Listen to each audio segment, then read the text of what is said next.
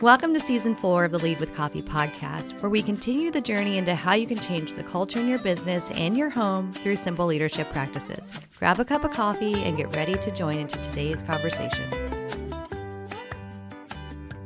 Welcome to the Lead with Coffee podcast, Season 4. It is the end of, it is the beginning of February already in 2022. Flying. Time is flying. You know, we took a little time off. We're getting our recordings back on. We're excited about this season, and we have some great topics. And today we're going to be talking about better or bitter. Ouch. This one might hurt a few people. Or resonate. Our whole point on this is for people's growth, our own growth, and the people around us growth. And so, we heard some ideas over this last few months, and it really hit home because we can recognize it and we can point it out in some aspects. And we just think that it's a good topic to self-reflect on and for people to understand. So what we're talking about, and this is part of it, and so we recently heard that if you complain about the same thing to 3 different people on the same day, that you're not looking to change, you're just looking for sympathy or attention. Mm-hmm. Let me say that again. Yes. If you complain about the same thing to 3 different people on the same day, you are not looking to change. You are looking for sympathy or attention. Does that resonate with anybody? Does that resonate with anyone? Don't just be like, oh, that's John. Because we're going to quickly go, I know someone who does that. But guess what? As we dive through this, you might be the somebody. You might be the somebody. And the next thing is you want the illusion that you want to change, but you don't want to do what it takes to make the change. And that is hard. You want people to think. You're asking for, what do I do? How do I get out of this? What's your expertise? But then you go to the next person and ask the same thing. And so you are creating the illusion that you want to change something. But when it comes down to it, if you do this multiple times to multiple people on multiple different subjects, you don't want to change. You just want the attention. Mm-hmm. You don't want to do the work that it's going to take to make that change. And that is tough. And I would guarantee there is not one person listening to this, including the 2 people in this room listening to each other, that we haven't been this at some point in our life. It's just the reality. But to recognize it is huge. Yeah, I think as a leader, we have all led someone who is the victim, right? Whether it's always happening to them. They're never a part of what's going on. And there are some cases where people truly are the victim.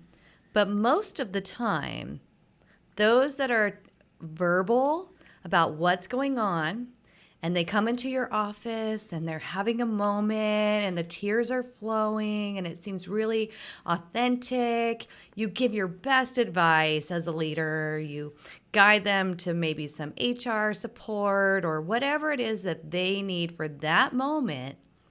And you feel like, okay, all right, I handled that. I feel like I handled that well. And then an hour later, they're in the next office.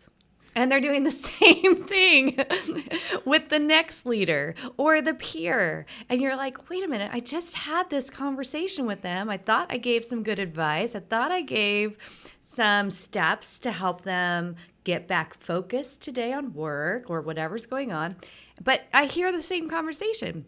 So it kind of stirs a little bit and you're a little bothered. And then half an hour later, they're out at the water cooler having the same conversation. And that's what David's talking about, is it's that individual that needs everyone to know what they're going through. And that individual that needs everyone to know what they're going to is not looking for your advice. They need your attention. They need your affection maybe at the time. They need your sympathy. Just your presence sometimes. I mean, when we're going through something really hard, we don't always need someone to fix it. Sometimes we just need to feel like someone's listening. And that's fine if you do it with one. But But if you're consuming 3 different people in the office with this half an hour story 3 different times, that's where leadership gets hard, right? How do we lead an individual that is kind of sucking the energy out of the office, being the victim of the situation, and you need to get them back on track? What do you do? Right. Well, what do you do? I think a conversation like this is almost necessary, and giving them some other options on how to deal with their issues, or if it is that bad and it is taking out time from the office and you can see it's affecting the mood of the office, you got to call them out and you have to say stop. Mm-hmm. As a leader, these are the hard conversations that you have to have. Or maybe not stop. It might be, it seems like you're struggling today. Do you need to take the rest of the day off so that you can come back tomorrow and be present? This is why Sarah has those conversations and I don't. She's much better at it, and I'm totally cool with that.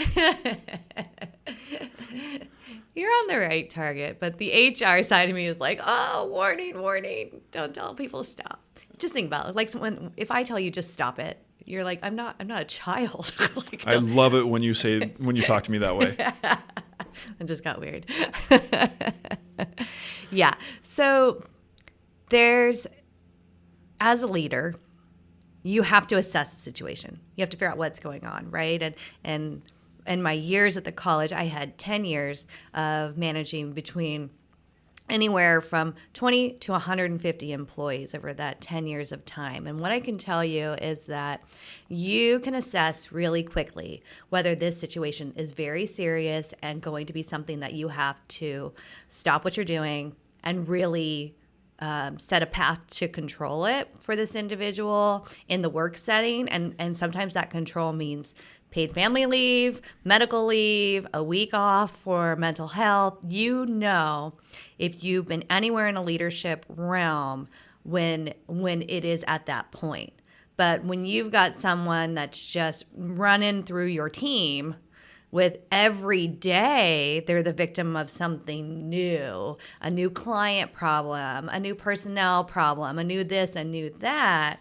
That's where you have to start to really analyze it differently and pull them in for that counseling session of, let's talk about what your objective is here in this company. And let's talk about what our expectation is when you're here. And this is what we're observing. And as a team, we're small.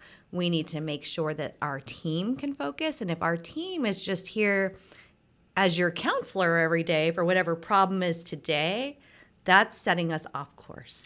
Yeah, and I think as part of this is something that could be hereditary in the way you were raised.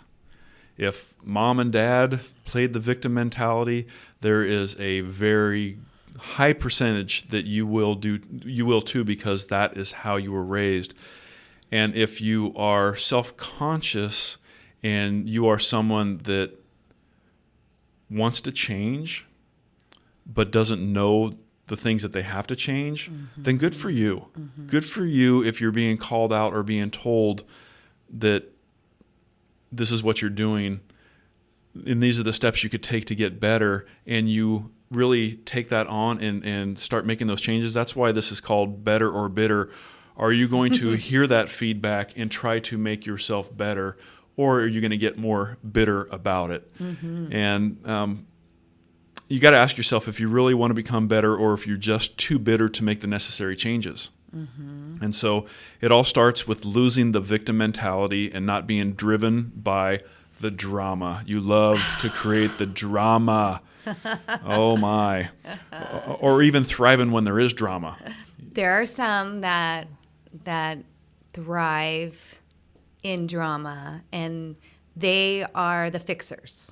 So, whether you're an Enneagram person, whether you're a Strength Finder person, I am none of those. But I do know categories of, as being a leader, of what I see people as. And you have your dominant leaders, and then you have your deep thinkers. And then to me, there are those ones that that are the fixers. They can step into any crisis and they can manage it. And that a lot of times is transferable from home to work. And so if there isn't drama, then they kind of feel lost. They're so good in crisis management that it feels like what am I supposed to do with myself if I don't have a kid's crisis to fix or a work crisis to fix or a family crisis to fix? Like as soon as there's a problem, it's like game on, I'm all in, right? And so those are those fixers and crisis managers, and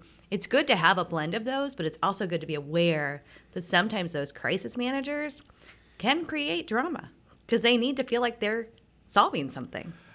Right. And so you got to go back and ask yourself, whether you are the fixer or the victim or all those things, how did you get there?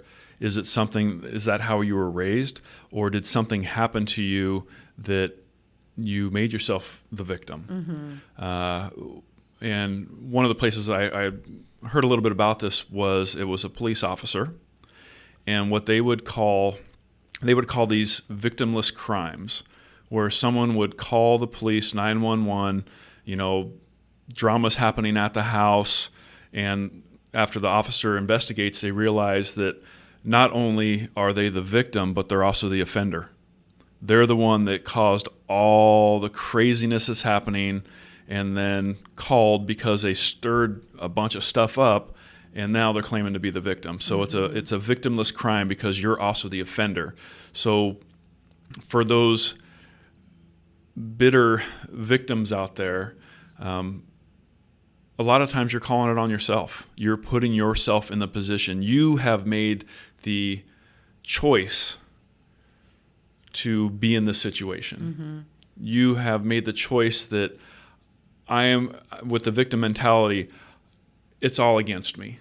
Everyone's against me. And, life isn't fair and it's unjust and all these things. So then you have to ask yourself, if you want to be a better person, are you more willing to do the things for yourself than you're asking other people to do for you? Are you willing to go through the hard things to change the mindset that you have, the victim mentality or, life isn't fair mentality, all these things?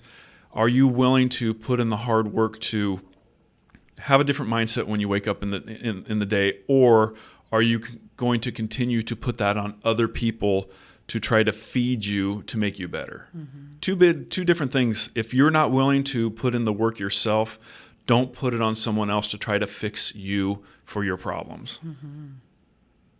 That was a lot. Yeah. That was a lot to take in. I'm still resonating on your comment about generational strongholds. And that is really where this is how I was raised. This is what my mom taught me. This is what my dad taught me. This is what grandma was like. And they were the victim, and they were always bitter, and they always felt like someone was out to get them. And they were never in control of their own lives because someone else was always a cause and effect, right? Yeah. And so I think that when you're feeling something, that deep dive into why is this triggering for me? What am I feeling? And kind of like Brene Brown calls it, like rumbling with yourself. What if we slowed down for a second before we shared our narrative with everyone that walked in our path? What if we actually slowed down for a minute and rumbled with ourselves and get curious about why am I having this reaction? Am I having this reaction because something happened to me 20 years ago that's triggering me to be the victim right now? And even though 90% of the things that I am ruminating about and have on loop in my brain all night long are not even true today. They're the problem from 20 years ago. And I'm still bitter about that. So I'm never going to get better because I've never dealt with that. I never got curious about when he says this to me, it triggers me for this because of something that happened way back when with somebody else, right? Absolutely. And I think that all of this is a part of bitter or better. So you have the ability to break generational strongholds. You have the ability to break those chains, but you have to have a desire to want to be better, right? You have to make that decision that the way it was is not how it has to be. If I want to be a present parent and if mine wasn't, then I need to be intentional about coming home and being a present parent, right? Yeah, and we're saying you, but this is us. Yeah. I mean, we all have stuff from our childhood or our family that is generational, that unless you want to change it or you recognize that it's a bad habit, you never will. And I have them. I mean, there's no question about that. I've brought junk from my childhood that still, comes up every so often, and I have to recognize it to be like, that was so long ago. That's not me anymore. That's not my situation anymore. And I have to know who I am, know what my beliefs are, my foundation, my family, all these things, to be able to move forward, get myself back out of that. Mm-hmm. And I think a lot of people are stuck on that there's still that blame. It's still someone else's fault. Sure. I'm not in charge of. Yeah. I'm the victim. Right. I'm not in charge of changing this. Right. Instead of being, they're the victim instead of being the victor of getting out of that stronghold. Mm-hmm. And I think that's part of the mental shift we have to do is like, I'm a victor. There is nothing that can hold me back in this world. I know that I can accomplish many things. Mm-hmm. And I just don't think a lot of people are saying that to themselves. Right. And it's not my job as David's spouse to fix him. No. David has to acknowledge that there were things in his past that he's carrying that can make him bitter, or he can choose to be better. And it's not my job if he's playing victim all the time about it. It is not my job as his spouse to fix it for him. I can't fix his past. He has to dig in, deal with it, and decide that it's not going to be something that he is living out in the present. And I think that's the part where you get the victim, right? It's like, I'm the victim and my husband's not fixing it. No one's fixing it for me. And tomorrow I'm going to be the victim of something else and something else and something else. And I always think about, what does it feel like when you're around people like this? And for me, I've been around a lot of them and had to counsel a lot of them in my office. But the reality is you wake up in the morning as a leader and you are dreading going to work because you got to deal with this person again today. And what problem are they going to bring you? What text are they going to send you at 7 a.m. about what's wrong now? And it sets the tone for your day every day with this individual. And they might be your best employee, but they come with so many extra layers where you feel like you're a permanent on-call counselor instead of a leader in the organization. Yeah, and that's really tough. And, I would say, again, when it comes to the HR side of the house, Sarah, that's all you. I mean, I can be kind, but when it comes down to it, it's like, come on, just get over yourself. Let's get back to work. I mean, we've all been through tough stuff. You'll be okay. I think male, female, too. Yeah, and it is what it is. You don't want to live in emotions. If someone comes into your office and they're emotional, you're like, get me out of here. I'm a caged animal. What do I do with them? They're crying. Yeah, absolutely. And I get it. I mean, everyone has a bad day, but if it's continual, it's like, oh, every day's a bad day. Right, every day's a bad day. Every day's a bad day. Stop it. Never stop it. If you learn nothing from this podcast, never, ever, ever tell anyone you care about other than your children. Stop it. Adults that hear stop it will make you the victim of something. It's a trigger for me, David. Yeah, I know. Whenever I hear leaders tell other leaders stop it, I cringe. Yeah, I mean, I'm just joking around. But I'm not. I'm very serious. No, I know you are. I know you are, but I'm just joking around. I wouldn't say that to anybody, but... Or maybe no, a board member or two here or there.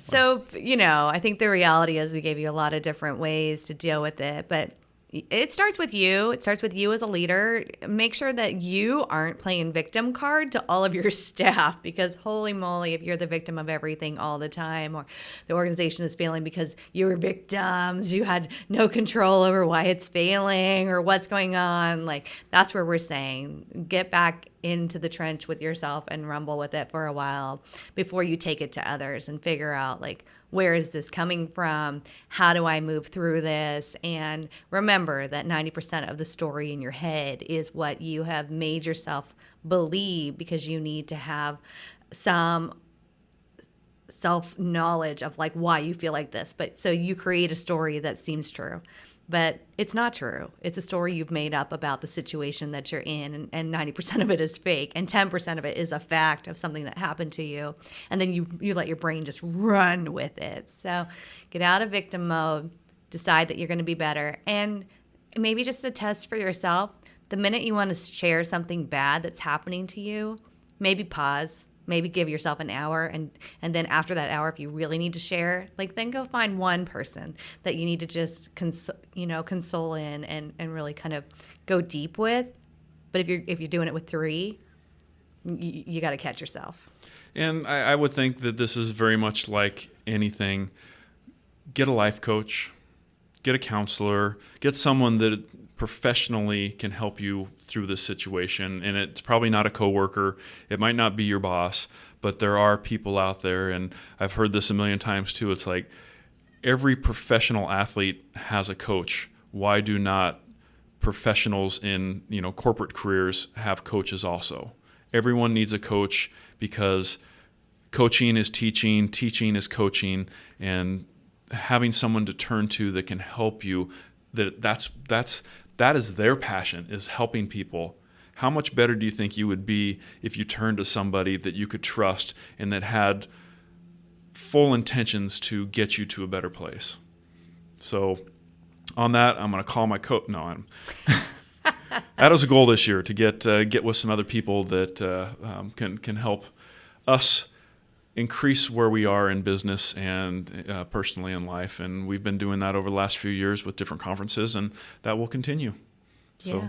Make a decision today to be better and to just not be bitter. It's not healthy for you. It's not healthy for those around you. And you have 11 more months to get better. We appreciate that you decided to hang out and spend some time with us discussing life and leadership. It would mean the world to us if you would share this episode on social media to increase our online presence. If you enjoyed the episode, please take a minute to rate it and review it wherever you listen. Mahalo!